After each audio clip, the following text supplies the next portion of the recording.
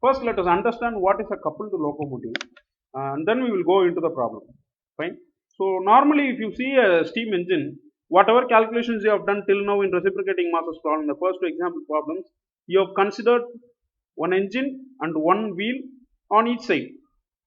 Either the wheels are inside or the engine is outside, or the other way around. Anyway, one engine is driving left wheel and the other engine was driving right wheel.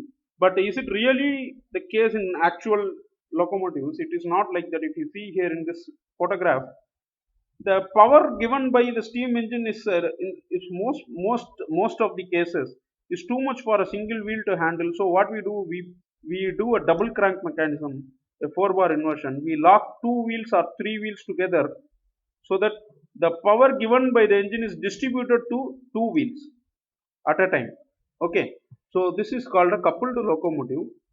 Real life photograph of the coupled locomotive wheel is shown to you here. If you see in this photograph, so this is your coupling rod. So this is one wheel. Okay, so this is one wheel, this is another wheel, and this is your coupling rod. It This rod is called as a coupling rod. I don't know whether you are able to see the red color in the red background. So this is your coupling rod. Now this is the connecting rod from the engine. Okay. So now normally the terminology involved in a coupled locomotive wheel, you can just by simply looking at a train wheel, you can easily identify. There are two set of wheels that are receiving power from the engine in a coupled locomotive. We normally call it as one as the driving wheel, the other one as a trailing wheel. Okay. So driving wheel and trailing wheel. Driving, you know the spelling, right? I know very well. So driving, trailing wheel is the one which follows. It receives some power, it supports the driving wheel, the trailing wheel. Okay, how can you identify which is the driving and which is the trailing wheel? First thing, whichever wheel directly receives power, whichever wheel directly receives power from the engine. Am I audible? Getting a phone call. One of you please tell me, am I audible? My screen is visible, right? Okay, okay, fine. I got a phone call, that's why I got confused. Okay, fine. We'll continue. Look here. The wheel which directly receives power from the engine is called as the driving wheel, and the wheel which is connected to the driving wheel is called the trailing wheel. How can you just like that identify?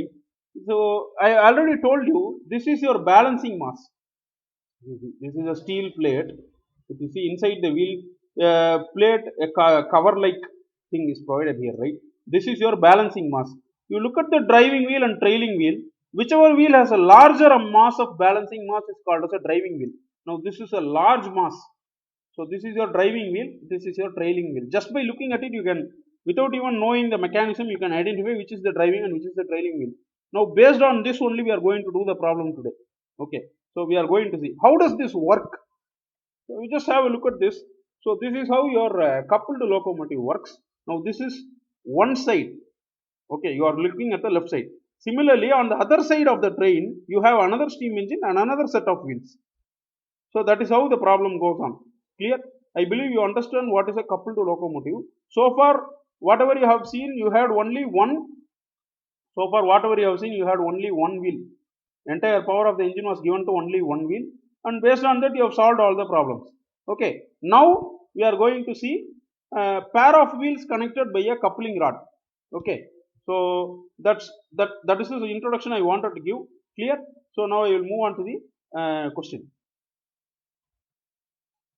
So, this is your seventh problem in your workbook, 4.6.7, reciprocating masses, seventh problem. The following particulars relate to a two-cylinder locomotive with two coupled wheels on each side. So, please clearly understand this statement. Okay, there are two cylinders, which means what? Two engines are there, steam engine. Okay, with two coupled wheels on each side. Each side has two wheels, totally four wheels. Okay, the stroke of the engine is 650 millimeter. Mass of the reciprocating parts per cylinder 240 kg. This is your M1. Okay, mass of the revolving parts per cylinder M2 200 kg. Mass of each coupling. This is a new thing to you in this problem. Mass of the coupling rod.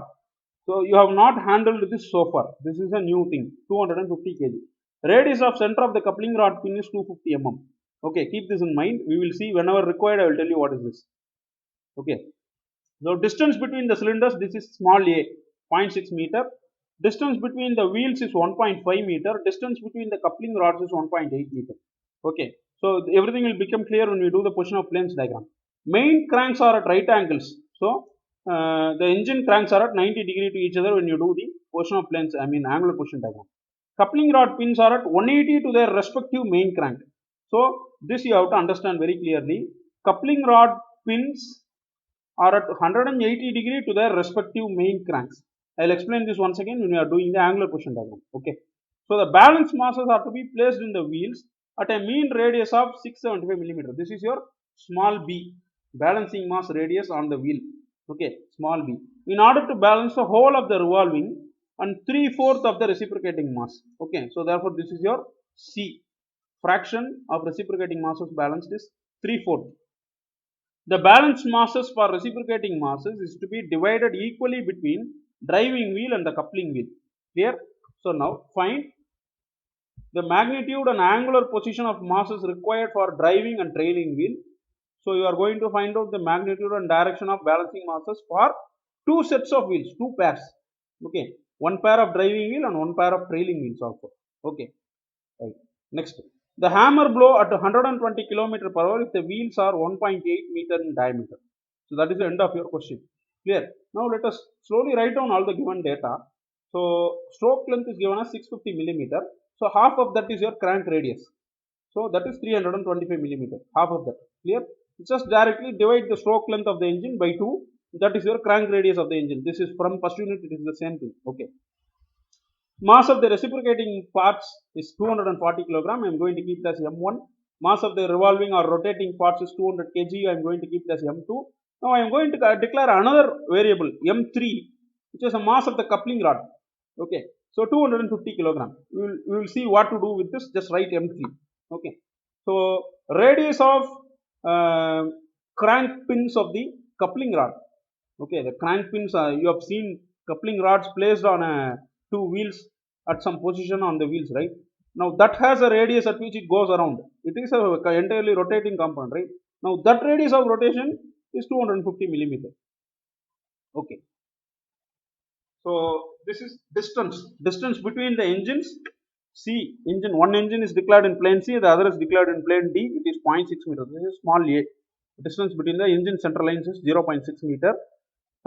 Between the wheels, whatever may be the wheel, driving wheel or trailing wheel, the plane of the wheel, two plane of wheels, B one plane, two wheels are in one plane, one set of wheel, driving and trailing, front and back, left back. Let us imagine a car, left side wheels, front wheel, back wheel is in plane B, right side wheels, front wheel, back wheel is in plane E. So the distance between the two planes of wheels is 1.5 meter. Okay, similarly like that you have to imagine here. So coupling rod center line distance is A to F 1.8 meter. Okay. So RB equal to RE. This is your balancing mass radius, small b, 0.675. Okay. Here I want to tell you one thing. How is this located? Well, from these three things, what do you understand?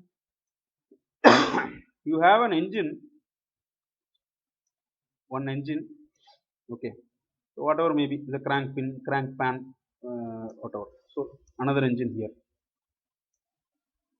So outside this you have wheels. So this is an outside cylinder, inside cylinder locomotive. Now outside this you have, there are actually two wheels, driving and trailing. Now outside that you have coupling rod. Okay, so the distances are given. This is your 650 millimeter. Now this wheel center line, center plane. Okay, so this wheel center plane to this wheel center plane is whatever the distance 1.5.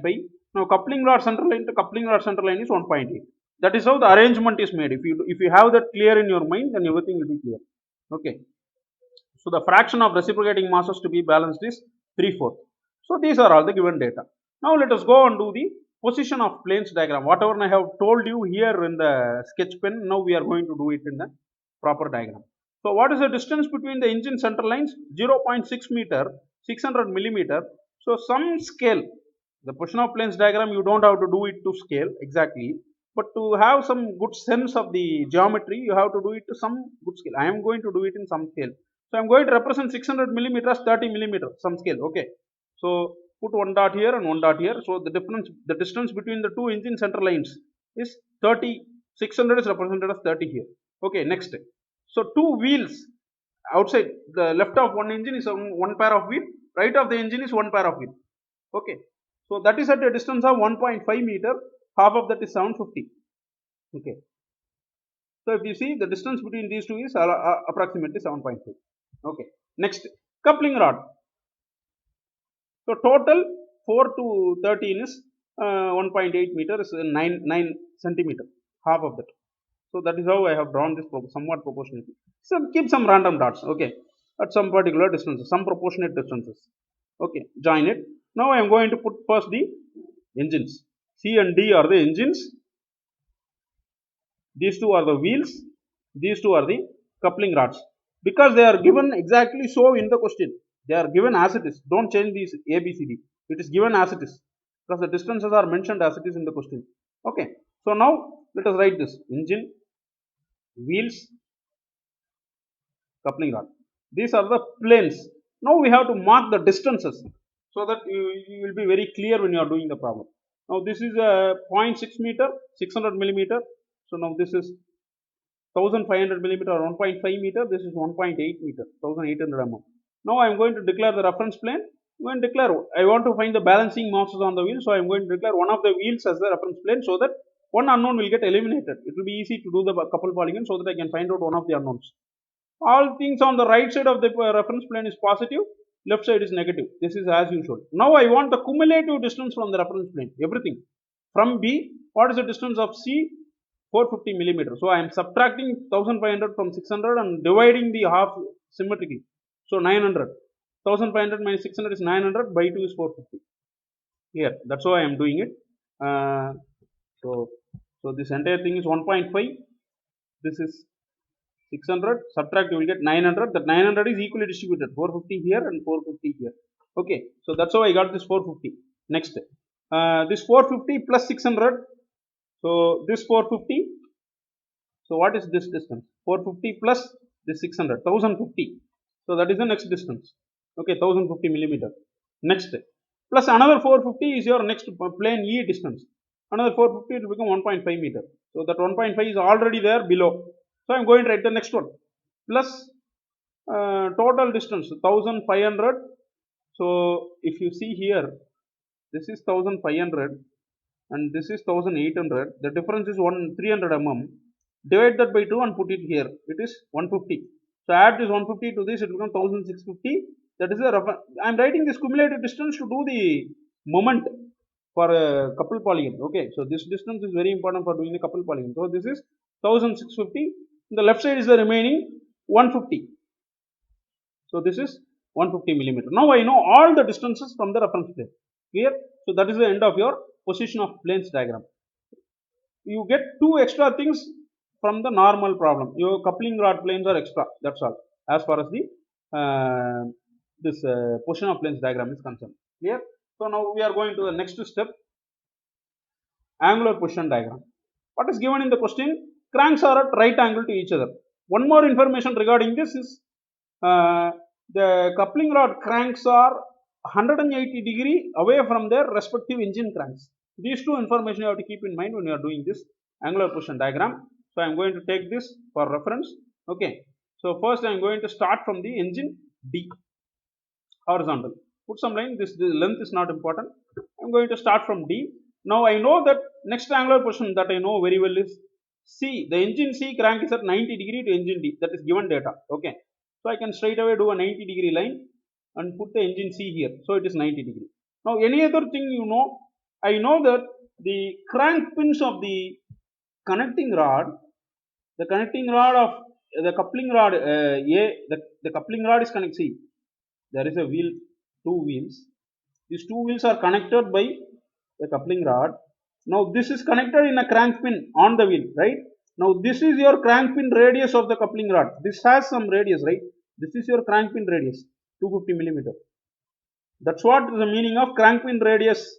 Okay. Now this crank pin position is 180 degree away from your engine crank position. The engine will have a crank inside on the other plane. Now that is 108 diametrically opposite crank position. That's how it is a given condition. If your crank is here, your crank pin of the outside coupling rod will be here. Okay, so that is a given condition. If you go through the question properly, you will understand. So the now I know that for engine C, A is the coupling rod. This in power of the engine C is given to both the wheels by coupling rod A. Power of the engine D is given to both the wheels by coupling rod F. These two are 180 degree apart. Okay, these two are 180 degree apart. I can do it straight away in the angular position diagram. Okay, because it is given data. Now extend this line. In the coupled locomotives, the coupling rod cranks are placed diametrically opposite to the adjacent main crank. Main crank is your engine crank. Okay, so what you do? Extend the D and see what is the crank of the coupling rod of D. This is my engine D. So this is the coupling rod of D. So this is F.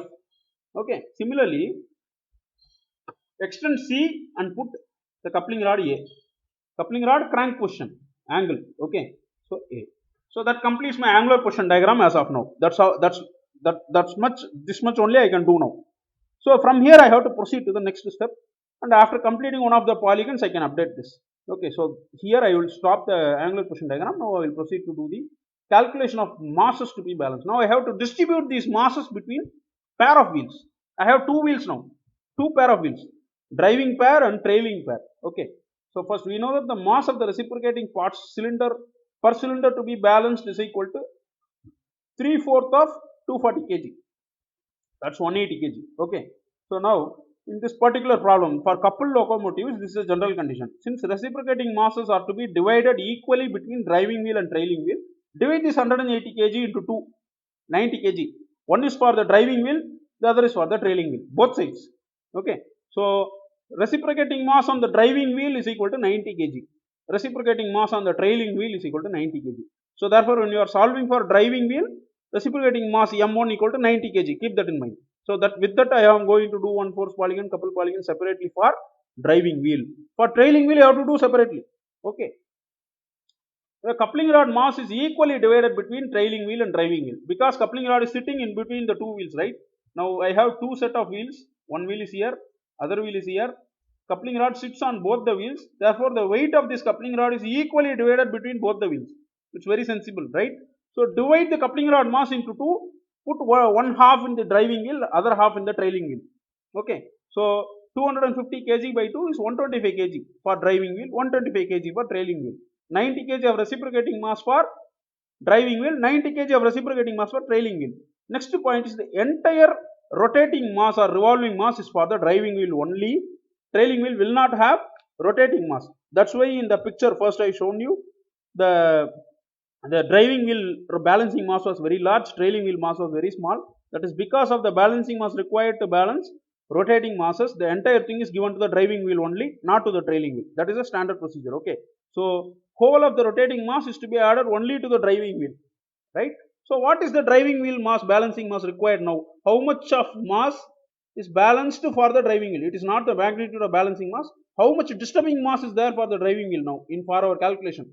So total revolving mass plus half of the reciprocating mass we have to consider in the plane of the driving wheel. So 200 plus 90, 290 kilogram. Other than this, you have 125 kg of coupling rod mass in the plane A and F. That is a different plane, not in the wheel plane. Okay. So with all these things in mind, now I am going to do the tabulation for driving wheel. First we will solve the driving wheel, then we will solve the trailing wheel. Okay. So this same tabulation, whatever you have used till now. So I am going to start with plane A. Mass is 125 kg. Half of the coupling rod mass I am taking for driving wheel. Okay, that half only you have to put here. Radius of rotation, crank pin radius of the coupling rod is 250 mm. It is given in question. Next, B is my reference plane. Unknown mass, balancing mass you are going to find out. Radius of rotation, small b is given as 675 millimeter. So C, engine. Okay. Reciprocating masses you have to put here 200 plus 90. 200 is your rotating mass, entire rotating mass, plus 90 is your half of the reciprocating mass for the driving wheel. Okay, 290 is at a crank pin radius is 0.325, 325 millimeter. So D again engine, same numbers, no change. Okay. So again E will have the same numbers of B, wheel plane, unknown mass at a radius of 0.675. F, same numbers of A, 125.25. Clear? So now same way I am going to multiply m and r and write in the fourth column. Okay, so multiply these two and write here. Same procedure. 31.25, 0.675 MB, 94.25. This is 94.25. 0.675 ME. This is 31.25. Clear. Now distances from the reference plane. If you remember what we have written in the position of planes diagram, all the distances cumulatively from the reference plane you have to write here. Okay. So first is your minus 150 millimeter on the left from the reference plane A. Okay. So this is 0 because it is a reference plane. Third, this is 450 millimeter. 1050 millimeter or 1.05 meter. So this is 1.5, 1.65. Clear? Now multiply the fourth column and fifth column and write it in the sixth column. So multiply these two and write in the this row. So minus 4.7, 0, 42.4, 99. This is 1.01 ME, 31.25 into 1.65, 51.6. Now as usual, just look for the number of unknowns in the fourth column and couple column. Forget all these other columns. We are not concerned about this right now. Only look at this. How many number of unknowns here? Number of unknowns. There are two unknowns here, MB and ME. Okay, so MB and ME, there are two unknowns here. Here there is only one unknown. I have eliminated one of the unknowns by using the reference plane. Therefore, I got only one unknown. Therefore, obviously, I am going to do the couple column, couple polygon first. Clear? So that's the basic idea. Now I am going to do the couple polygon first. So I am taking this column for reference and the position of planes diagram for reference. I am going to start doing the couple polygon as usual. Whatever you do normally for any problem, same thing you do. Okay. First you start from D, horizontal D. Okay. So take your scale, transfer the direction, look into the table. What is the value of D? So it is in proper order: A, B, C, D, E, F. Okay. But the order of drawing the polygon, you should follow this sense. After D, you go to C, F, A. Do not look in this table order. This is not correct. Okay. For drawing polygon, follow this order. After D, C will come, F will come, then A will come. Only for those order, you just refer the values in the table. That is the way to do the diagram. Clear? So now I will keep this ABCD as it is. Now look at the first is my D. Value of D is 99. So do a 99 millimeter dot around 10 centimeter. Okay, 100 mm. So do a line. It is a positive value, right side arrow mark. Clear? As usual, O dash, D dash, 99. Okay. Next is my, in the angular position diagram, see what is the next? After D, C comes. So the value of C is 42.4. So take your direction of C, put it here and do a 42.4 millimeter line, somewhere around 43 millimeter, do a line, connect it, upward arrow mark, positive. Okay. Next. F, transfer it to point C. What is the distance for F? 51.6. Around 52 millimeter, you do a line, positive. Clear? Now comes the A. Okay. After F in the angular position diagram is A. What is the value of A?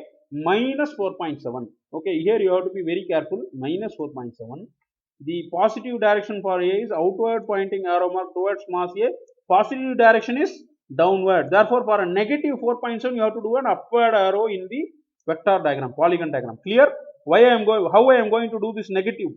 Just the positive is actually downward because centrifugal force acts towards the mass from the center. For negative 4.7, I have to do upward line. That's how my negative is written here. Okay. So therefore, put your scale, transfer the A direction, do a 5 millimeter line, 4.7. So 5 millimeter. Clear? In upward direction, upward here means negative because downward only is positive here. Clear? So since it is very small line, I cannot do the arrow mark here.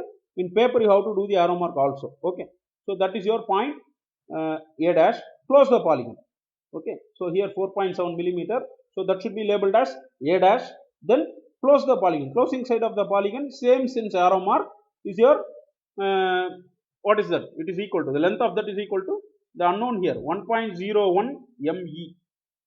So now we will measure that and equal to 1.01 ME and complete the distances. Right? Measure it. It comes around somewhere around 63 or something. A dash. Okay. So it's 1.01 ME. So distance is 67.4, which I have measured using the scale. It comes around 67.4. Okay. So calculate it. So your 1.01 ME is 67.4. Therefore, your magnitude of the balancing mass E in the plane of the wheel E, driving wheel E is 66.7 kilogram. Clear? So that is a very normal procedure, whatever you do usually. Okay. So next, updating the angular position diagram with the position of the mass E. Take this couple polygon, whatever you have drawn, take your angular position diagram, transfer this direction as it is, since you have done the same sense arrow mark. Okay, as it is, you transfer it and mark it as mass E. What is the angle? It is 225 degree if I measure it with the protractor. Okay, so I have updated with mass E direction in the position of planes diagram. Okay, next I am going to do the force polygon.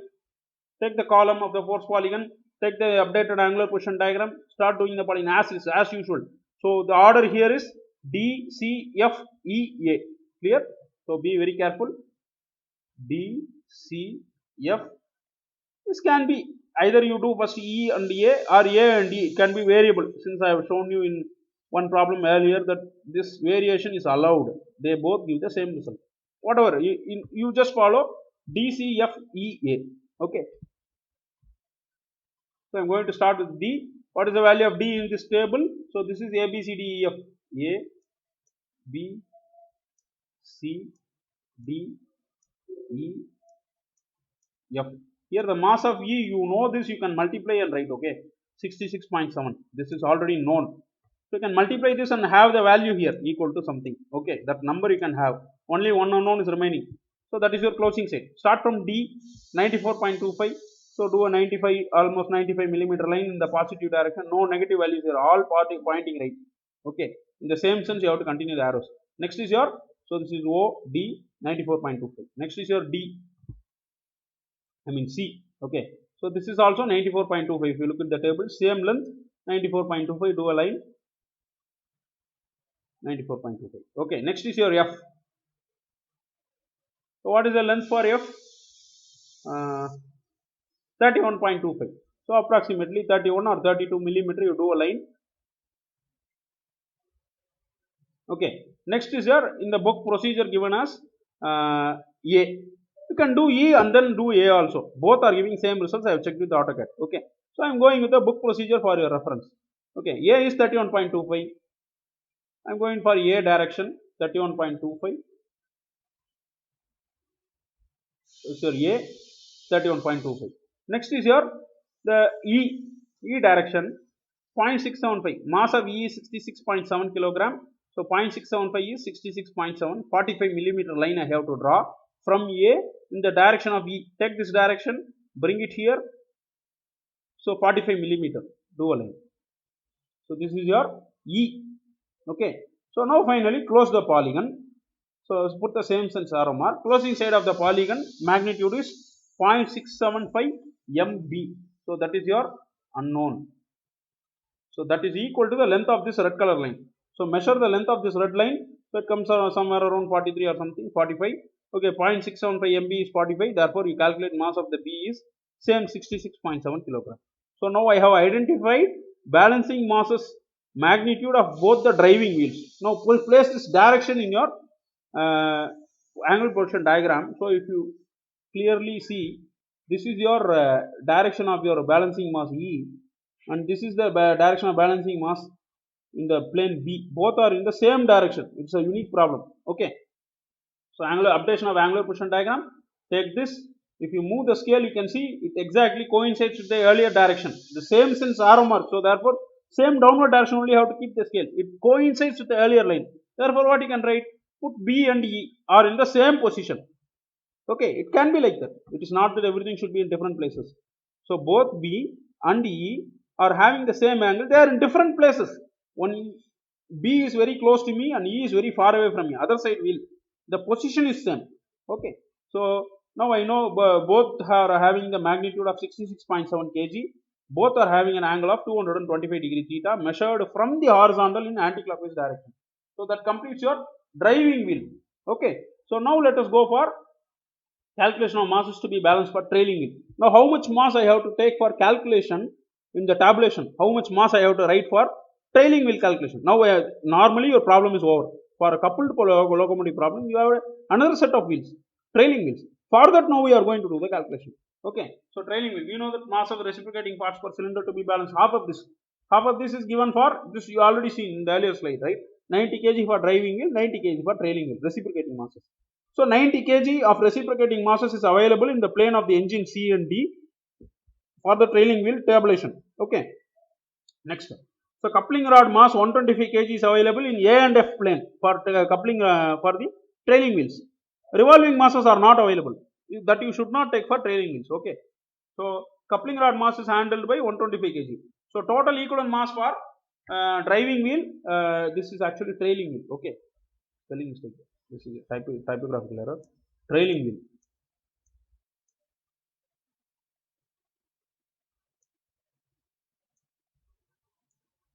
Half of the reciprocating mass. So I think there is a mistake in this slide. It should be only 90 kilogram. This 200 is the only half of the reciprocating should be taken. So pardon me. This is, you see what is written here, half of the reciprocating mass. So it's only 90 kg. This 200 is revolving mass. It should not come here for trailing wheel tabulation. Okay. So only 90 kg is there in the planes C and D, and 125 kg is there in the planes of coupling rods. Clear? These two balancing mass, wheel planes are unknown masses. We are going to find out. So that is how you are going to do the tabulation. So these two are, so this is 90 kg. Balancing reciprocating masses available in the plane of engines is 90 kg.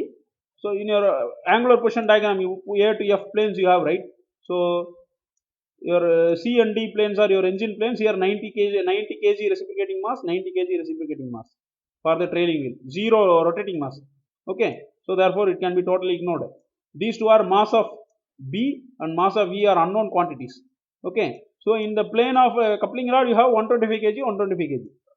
Now again you have to do the same tabulation, same polygon, everything for the trailing wheels with these masses in mind. Okay, now we will move on. Tabulation for trailing wheels like this.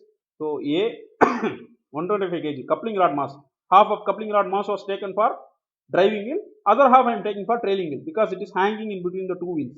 Okay, same crank radius of the coupling rod 250 millimeter.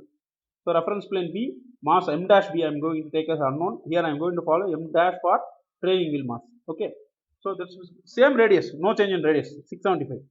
C engine 90 kg, half of the reciprocating mass, no rotating mass.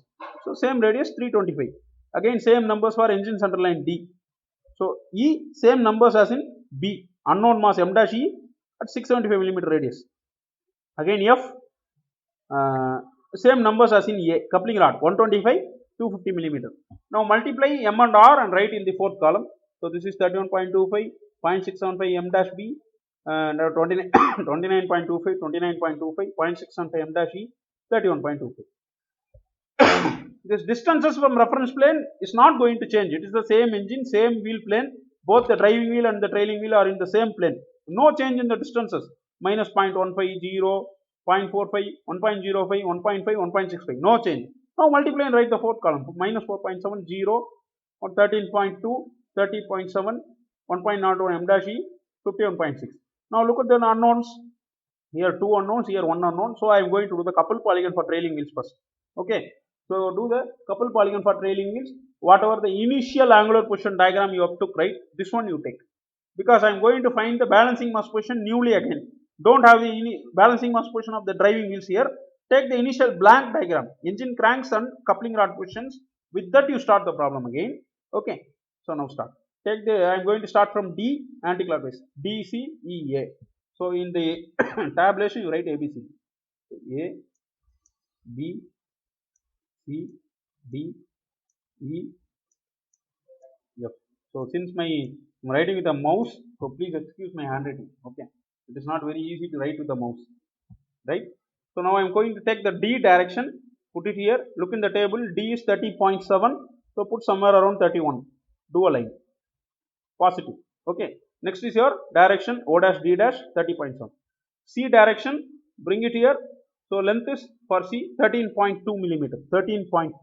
Somewhere around 13 or 14. Do a line. C dash 13.2. Next is your F 51.6. Take F direction, bring it to C dash 51 millimeter. Do a line. Positive direction. Same sense. Okay. Next is your A downward direction. A, bring it to F dash A is minus 4.7 upward. Okay, since A is downward here in the positive sense means arrow mark should follow the same sense downward direction A, but it is negative, therefore I am going for an upward arrow, opposite direction. So put an upward 4.7 millimeter line, 4.7 millimeter, around 5 millimeter I am marking a line in upward direction. Okay, that is A dash. You have to mark an upward arrow there. I don't have space, so I have not done. So close the polygon with the initial starting point O dash from A dash. So that is the closing side of the polygon is equal to 1.01 m dash E. Put the arrow mark, same sense arrow mark. So now measure this distance, it is equal to the only unknown in the table, 1.01 m dash E. Okay, so 1.01 m dash E equal to 27.5 this length. It can be around 25 or 25 to 30, somewhere around. If you get, it's okay. So 1.01 m dash E is 27.5. Therefore, if you divide, approximately equal to 27.5 kilogram. Balancing mass on the trailing wheel in plane E equal to 27.5 kg. Now transfer this to your angular position diagram, updation. Okay, so take this polygon, transfer this direction and downward, same sense arrow mark, downward direction, put the same arrow mark, same line, just put this vector there.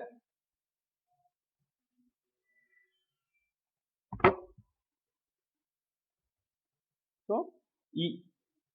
Okay, so ME only you have found out, so mark it as E. So measure the angle. So this is nearer, so I am going to measure from here. It is 40 degree from D in clockwise direction. Theta E is 40 degree clockwise direction. Okay. Force polygon for trailing wheel. So now take the force column. This updated balancing mass angular position diagram. Okay. So now start from D. Write ABCD here. It will be easy for you.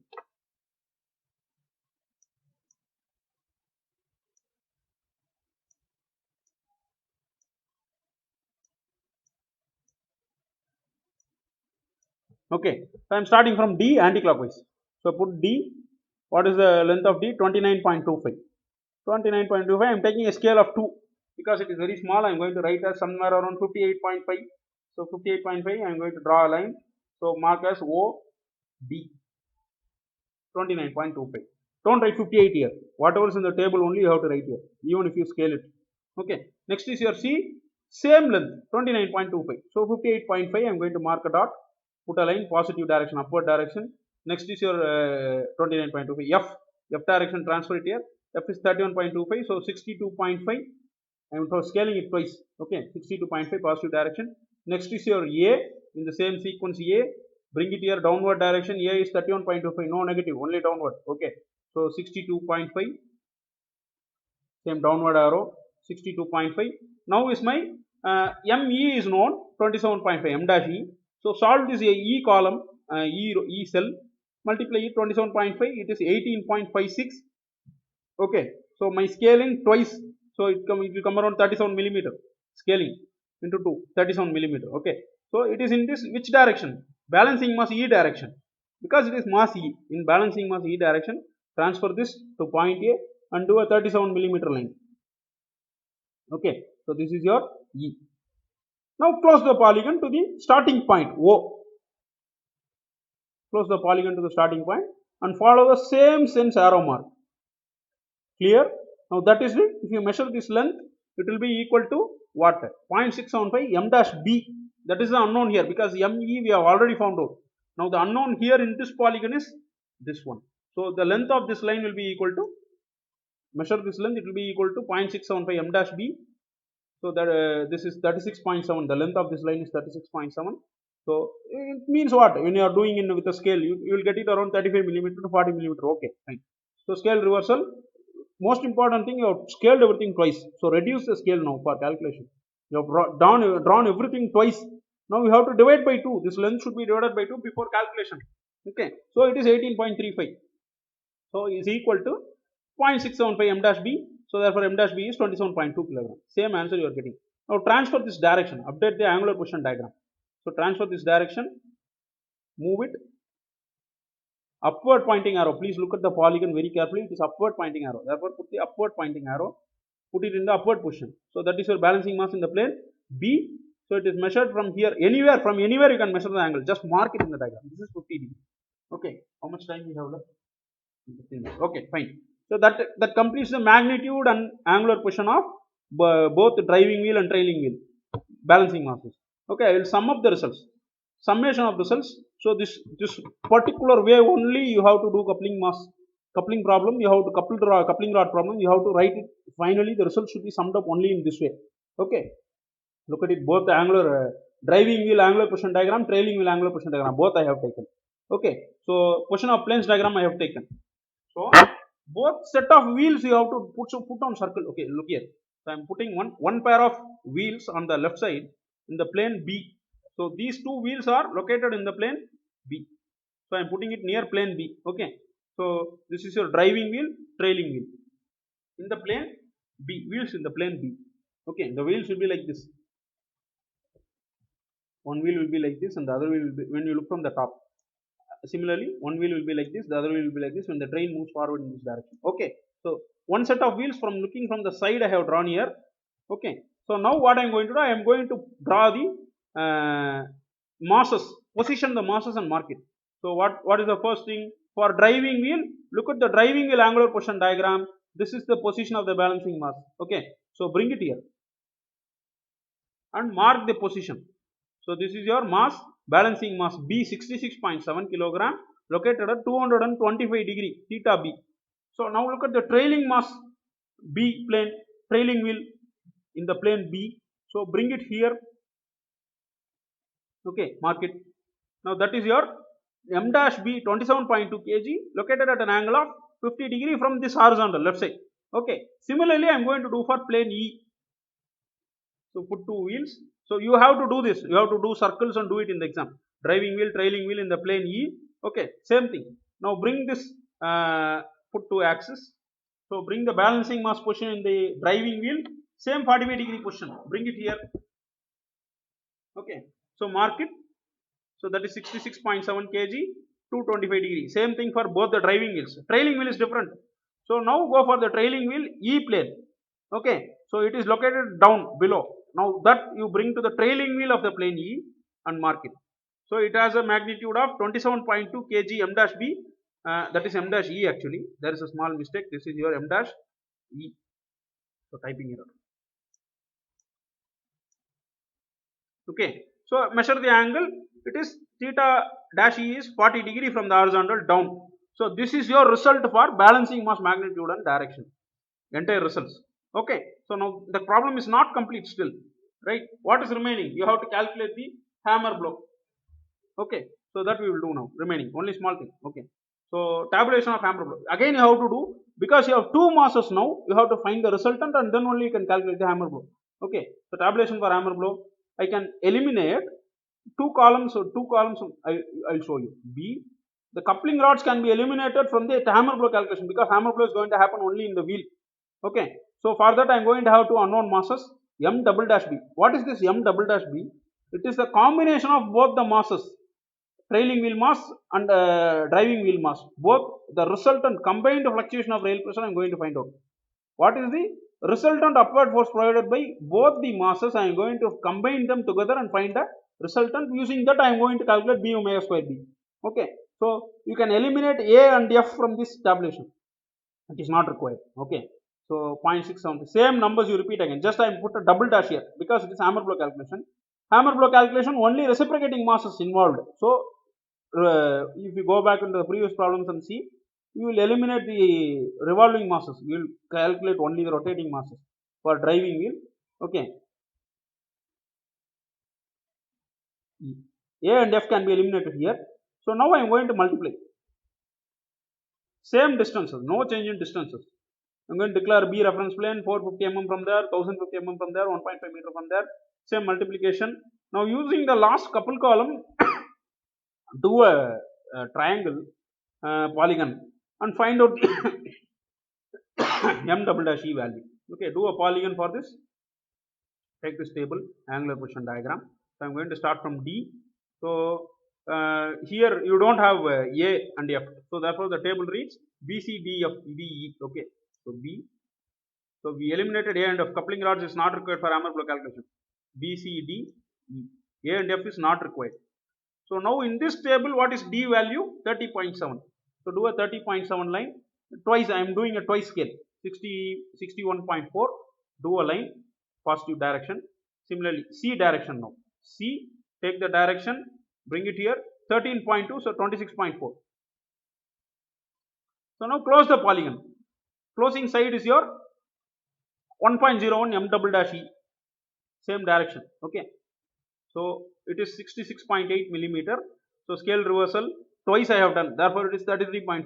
Don't forget to reverse the scale when you are making it larger, please, always. Okay, so 1.01 m double dash e is 33.4. So approximately 33 kilogram is my resultant mass I have to take for calculating hammer blow. Okay, so B omega square B there, that capital B is 33 kg. Clear?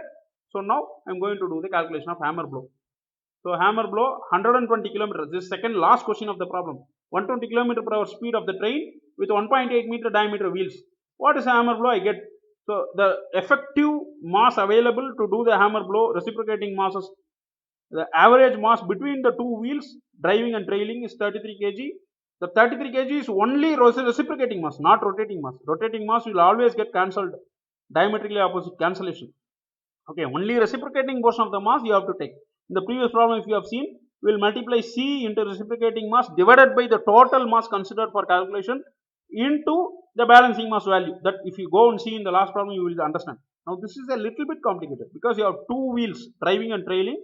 I am averaging out the mass. Resultant mass I am finding out of the reciprocating portion alone, and then using it as a capital B. Okay, so 120 km per hour speed of the train, diameter of the wheel is, so convert this to meter per second. So into 1000 by 3600, into 1000 for kilometer to meter conversion, divided by 3600 for hour to second conversion. So 33.33 meter per second. So now I know V equal to omega into R, convert this into omega. Okay, so it comes around 37 radians per second. Okay, so hammer blow B omega square B. Where did this 0.9 come from? So diameter of the wheel is given as 1.8 meter. So from there I have taken the radius as 0.9 for finding out the omega. Okay, V equal to omega into R. With this known value of V and R, I am finding omega as 37 radians per second. So hammer blow value B omega square B. This B is 33 kilogram. Omega is 37 radians per second. Small b is also given in question. Some reciprocating mass placing small b. B is 33 kg. Omega is 37 radians per second. Small b is given in the question. In the initial question itself, it is given 675 millimeter.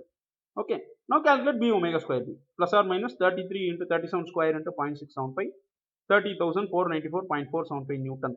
Now this is given as directly in the Kurmi book. So the answer is 30.494 kilonewton. One small mistake in Kurmi book, the answer is given as, the kilonewton is missing. Okay, they have given the answer as 30.494 Newton. It is not correct. It is 30.494 kilonewton. Please keep it in mind.